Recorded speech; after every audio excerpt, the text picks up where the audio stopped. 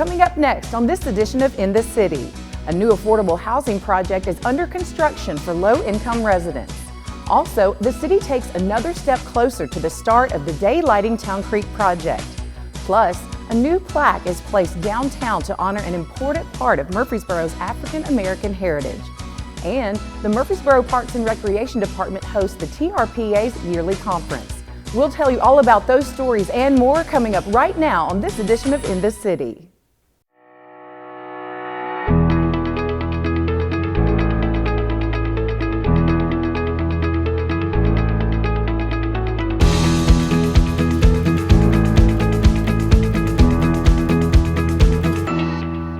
Welcome to another edition of In the City, your source for what's happening right here in the city of Murfreesboro. I'm Michael Linn White.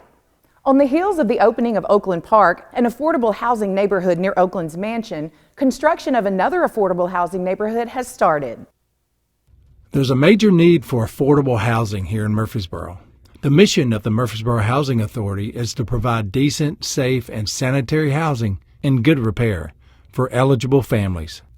A new Murfreesboro Housing Authority project is under construction now called Mercury Park. 34 units of affordable housing coming for its tax credit properties, and we'll have 2 and 3 bedroom units. This development is on the north side of Minor Street and the east and west side of Bilbro. We cover the north side basically from Hancock over to First Avenue.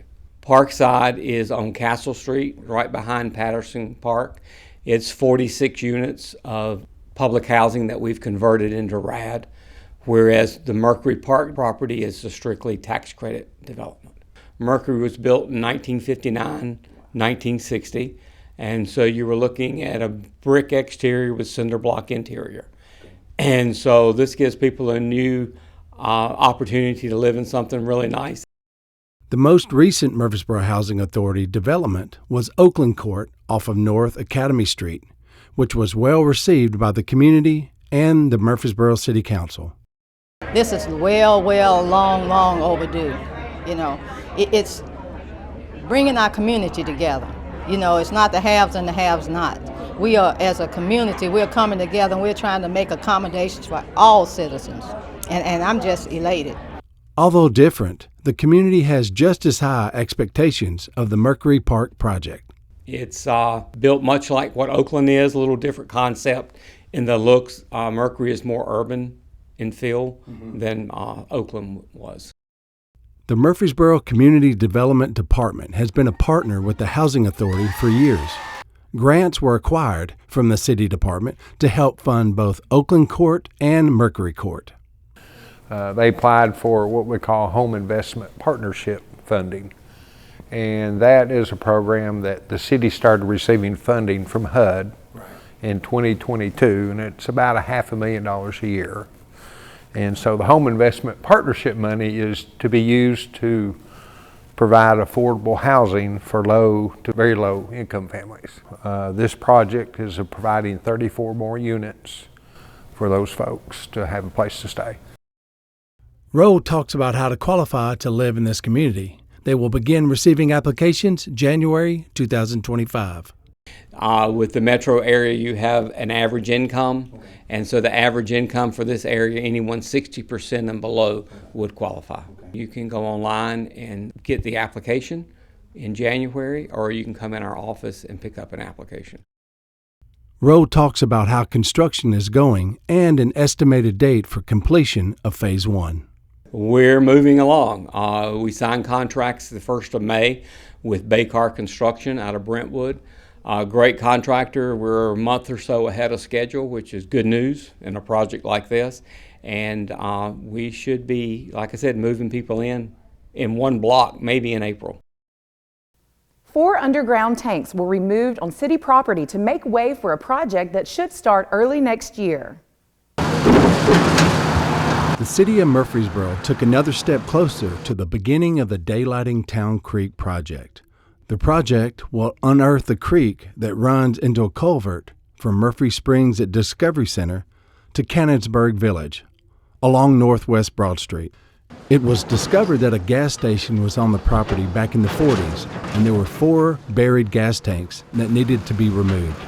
These tanks were filled with sand back in the 70s and has collected rainwater over the years.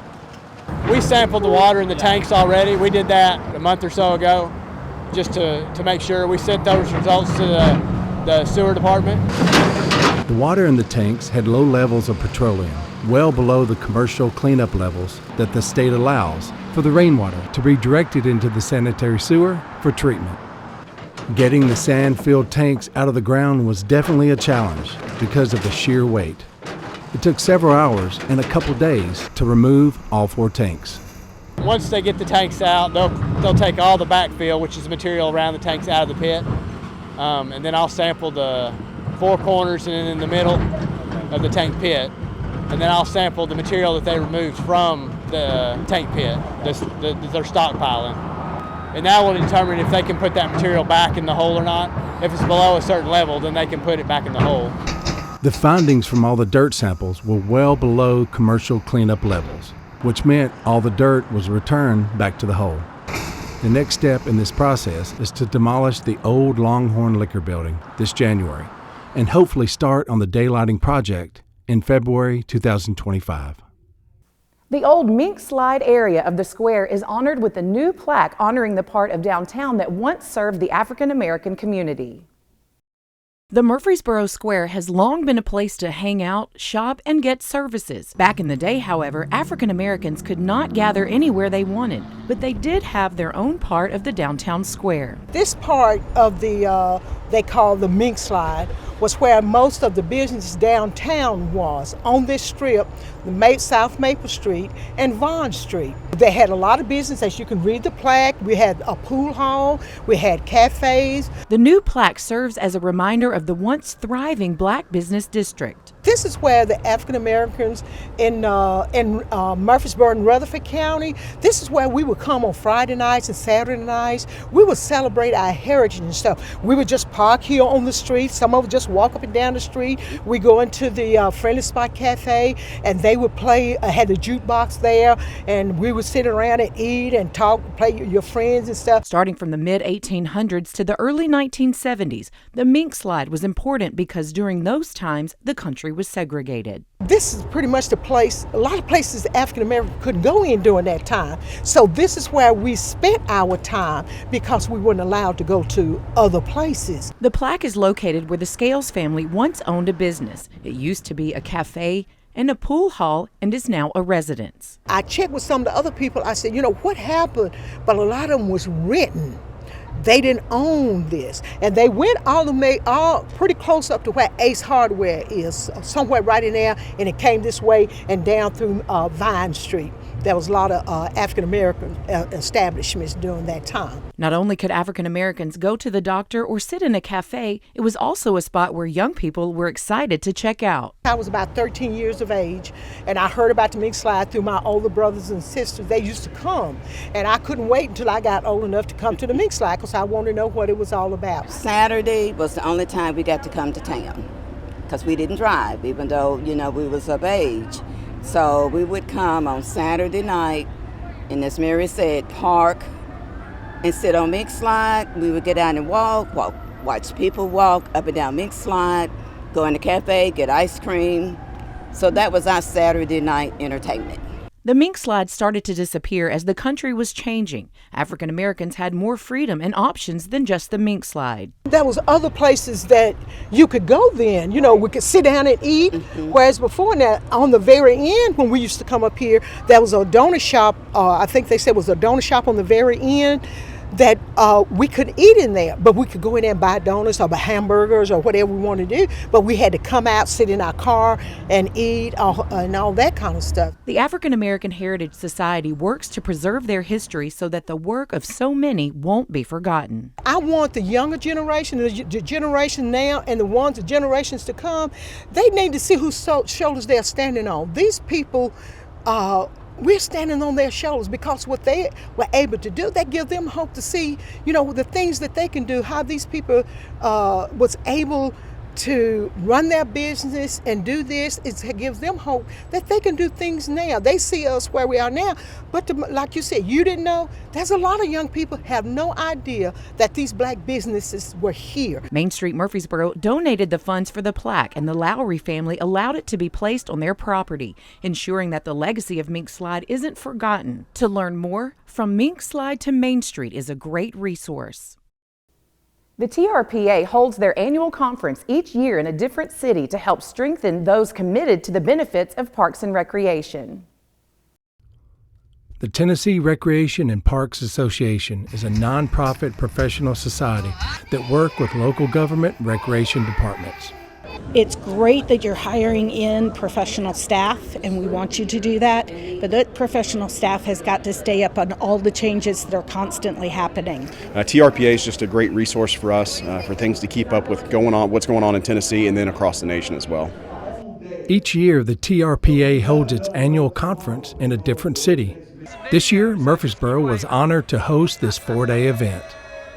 We come together for education, information sharing, to learn from professionals and to learn from each other.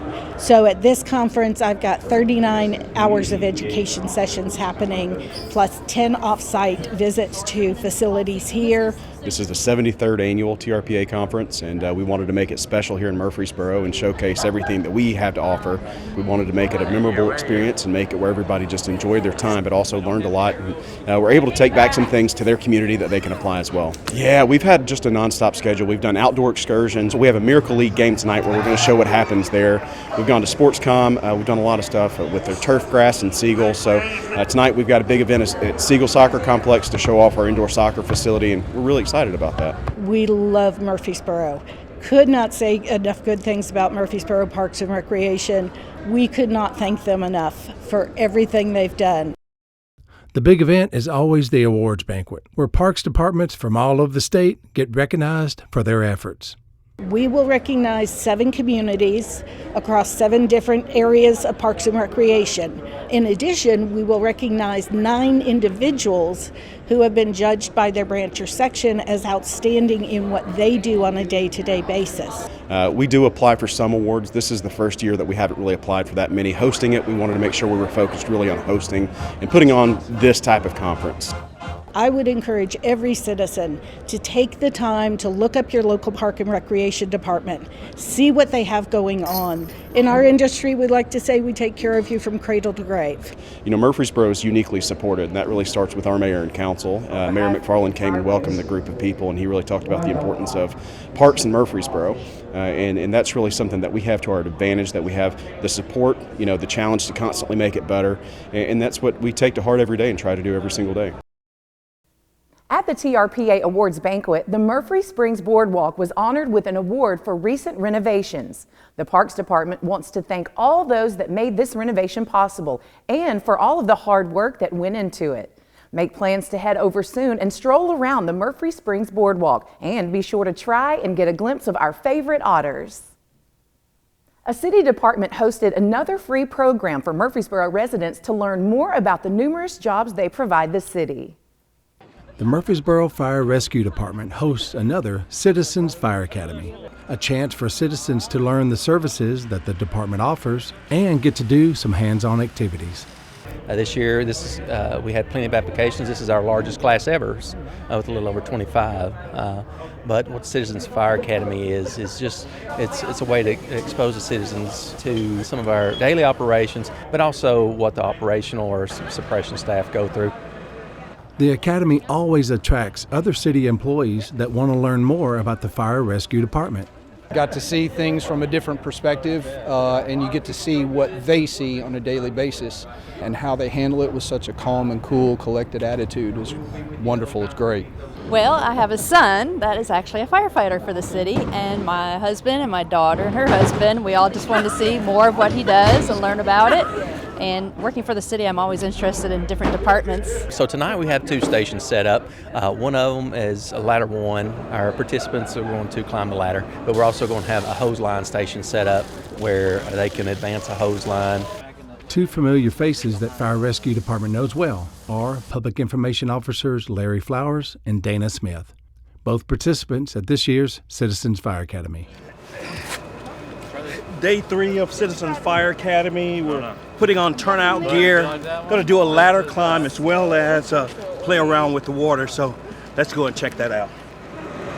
And here goes nothing. We're going to try to go 75 feet up this ladder with all of this turnout gear on. So we're going to see how it goes.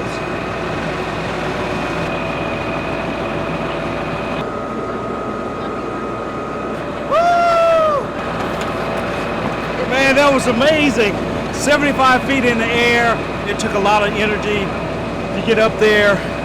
And once you get there 75 feet in the air, man, you're far off the ground. So much respect to the firefighters.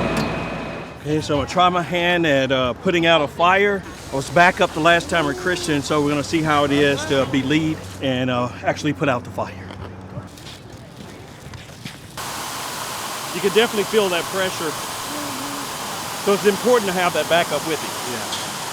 What a great place to work, and the people are great to work for. The fire has such a close-knit community. I think the more we learn about all these public safety or really any departments, it's helpful to all of us.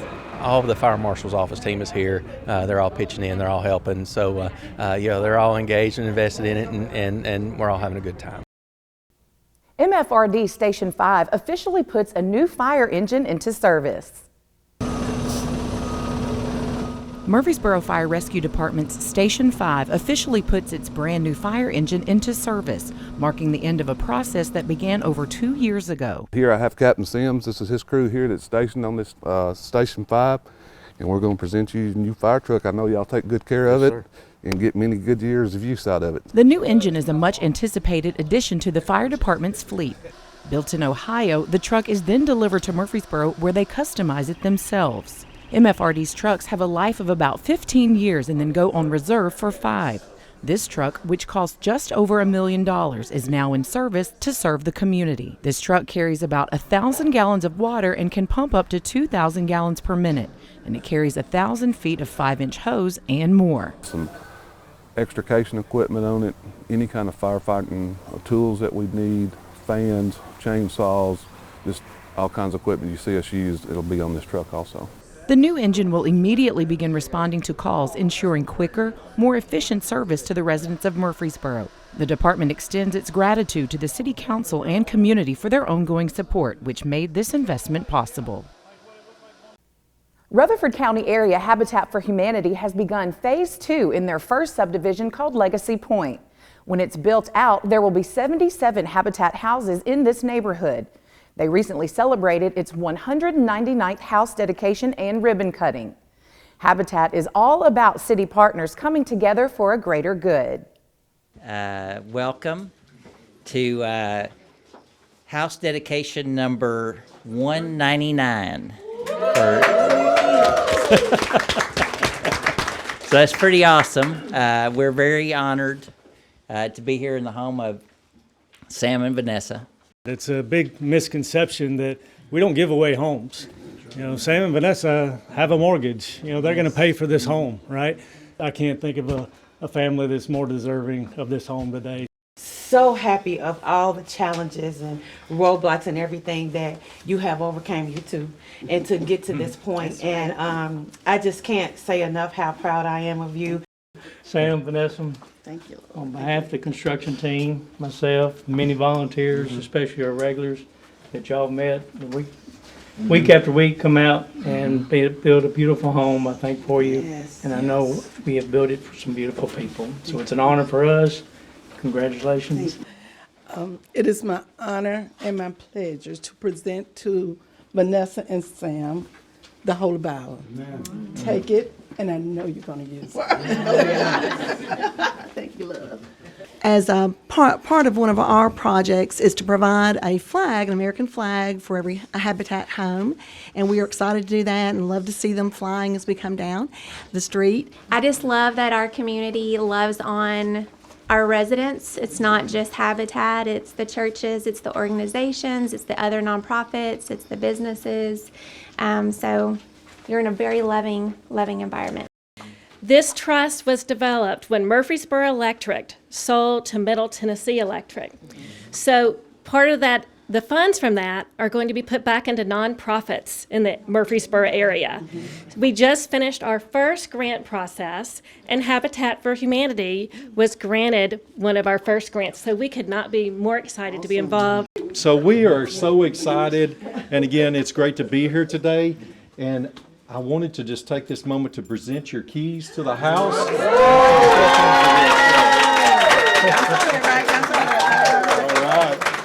I thank you all for coming. I thank you for all the staff, the volunteers, Habitat, for giving us the opportunity, because you are a light in our life. And I want to give thanks also to my aunt, because she took the place of my mom when she died last year. So she's like a mother to me. I'd like to thank God for this opportunity, because none of this would have happened had not been for him. And I see the faith of Habitat for Humanity. I see the divine connections that God has blessed us to have. God connects us. It is a kingdom of heaven network full of spirit-filled, loving people. And I thank God for Habitat for Humanity. I want to be a part of it. 3, 2, 1, go. Oh, got it.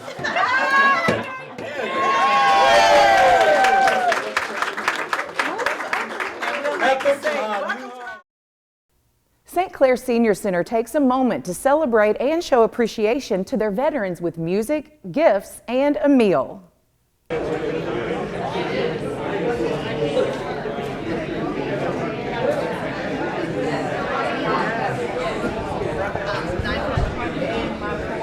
We are so honored this year to be able to celebrate our veterans as Veterans Day approaches with a small token of our appreciation with serving them breakfast as they served us. Caroline and I worked very hard to make sure that everybody feels loved.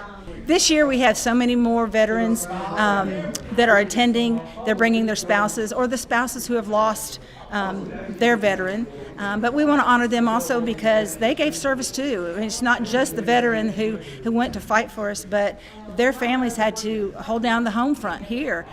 So there's a lot of pieces to the puzzle that makes America great. One of the things we're really proud of is this homemade flag that was done by Ruby Harrell, one of our seniors here at St. Clair. She made this, and there's several hanging around town, but we're honored that she decided to bless us with one so that we can share it with our veterans. Our veterans will have the pleasure of just coming in, sitting down, relaxing, and we serve them. Our quartet from Music for the Schools will be here, and they're playing.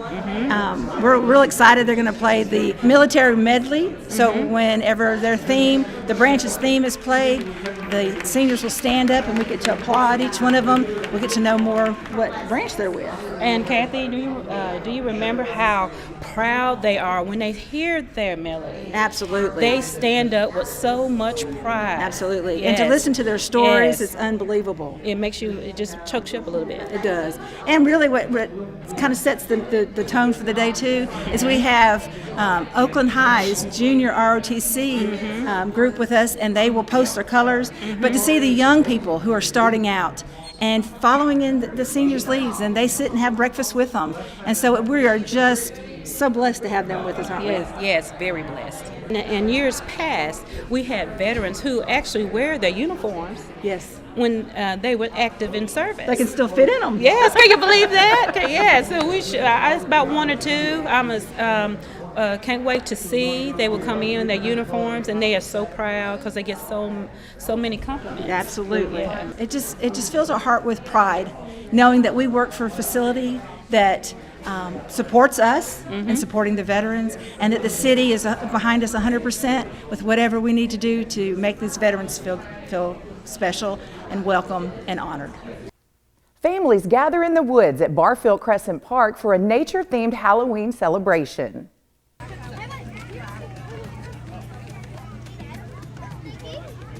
In the woods at Barfield Crescent Park, families gathered at the Wilderness Station for the annual Wild Rumpus.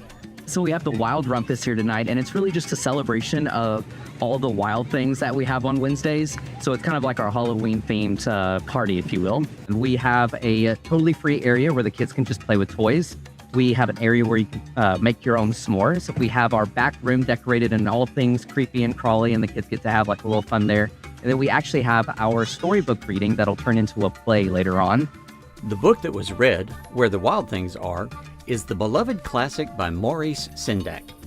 As the book is read, the character of Max comes to life and takes the kids on a short hike where they meet some of the wild things before they return to the wilderness station. Kids also got the opportunity to encounter some of the creepy crawly animal ambassadors. We do have some spooky, creepy crawlies that we like to highlight on and maybe get kids to not fear them so much. In the back room, we have our animal ambassadors doing a little showcase for the kids. They get to touch and feel some of the animals that we have on exhibit here at the Wilderness Station. From making s'mores, playing with puppets, or being part of the costume parade, families had a great time celebrating a nature-themed Halloween with a wild rumpus in the great outdoors. So really, this is just to have kids come outside and have fun. We usually do it earlier in the evening, so that way there's still light outside, the kids can feel safe. And this is just a great place to have fun in nature. And then just using nature as a conduit for getting kids to play outside. We'll use our nature play area, and they get to play in the sandbox and just have fun with other kids that are dressed up for the evening. We are excited that we have partnered with PAWS of Rutherford County to bring you the Pet of the Month. Say hi to Pantera. This 4-month-old Prisa Canario mix is a sweet, silly puppy that loves getting and giving lots of attention. He came to us with a sibling that was already adopted, so he'd love to find a forever home of his own. Pantera is currently 35 pounds, neutered and vaccinated. For more information about Pantera or any other dogs and cats available for adoption, contact PAWS at 615-898-7740 or email them at paws@rutherfordcountytn.gov. The City of Murfreesboro is conducting a special census called Count Me In to ensure an accurate count of its residents. The official certified population for the city is 152,769 based on the federal census in 2020, based on a 7,500 new residential permits and net migration. The true population has easily increased by 20,000 since the 2020 census. Here's a message from Mayor Shane McFarland. MurfreesboroCensus.com. We need you to go on. You can get on your smartphone and fill out. I did it literally sitting in my chair here. I did it after a council meeting 2 weeks ago, and it took me a minute to enter in everyone who lives in our house and our address. That's it. That's all we need. Once the count is complete and audited, the city will submit its results to the state for adoption as the certified population during the 2025 budget process. Mayor Shane McFarland and members of the Murfreesboro City Council joined local Google Fiber representatives to celebrate the start of construction in the city and bringing fast, reliable internet to residents and small businesses in Murfreesboro. The celebration took place at a local downtown business. CityTV, with the help of the Murfreesboro Municipal Airport, put together a promo to thank Murfreesboro residents for their donations to the hurricane victims in East Tennessee. MBT, the Murfreesboro Municipal Airport, want to thank local residents for stepping up for hurricane victims in East Tennessee. 16 local pilots with personal single and multi-engine aircrafts donated their time and money to fly several hundred pounds of donated supplies to the hurricane-ravaged area. This effort was spearheaded by two of those pilots, Ann Zwishing and Rick Womack, all through the charitable organization Angel Flight. 22 flights departed from MBT, traveling to Greenville and Knoxville, Tennessee, delivering the supplies. Additionally, 3 trailers full of excess supplies were trucked to East Tennessee as well. MBT and the City of Murfreesboro again want to thank local residents for their donations. Mark your calendars for Murfreesboro's annual Drive-Through Christmas Lights at Cannonsburgh Village, starting on December 6th through December 22nd. Every Friday, Saturday, and Sunday evenings, beginning at 5 p.m. You can drive through the village of Cannonsburgh and enjoy the holiday displays featuring thousands of gorgeous and twinkling lights. This is a free event, although donations are accepted. This should definitely be on your Christmas to-do list with family and friends. We can't wait to see you there, and don't forget the hot chocolate. Well, that's it for this edition of In the City. As always, for more information about the City of Murfreesboro or any of the stories you've seen here, you can always visit our website at www.murfreesborotn.gov. And if you want to see any of the stories that you've seen today or catch up on some of the latest city news, you can always visit the City of Murfreesboro's YouTube channel. I'm Michael Linn White, and from all of us here at City TV, we'd like to wish you a Merry Christmas and Happy New Year. Until next time, we look forward to seeing you in the city.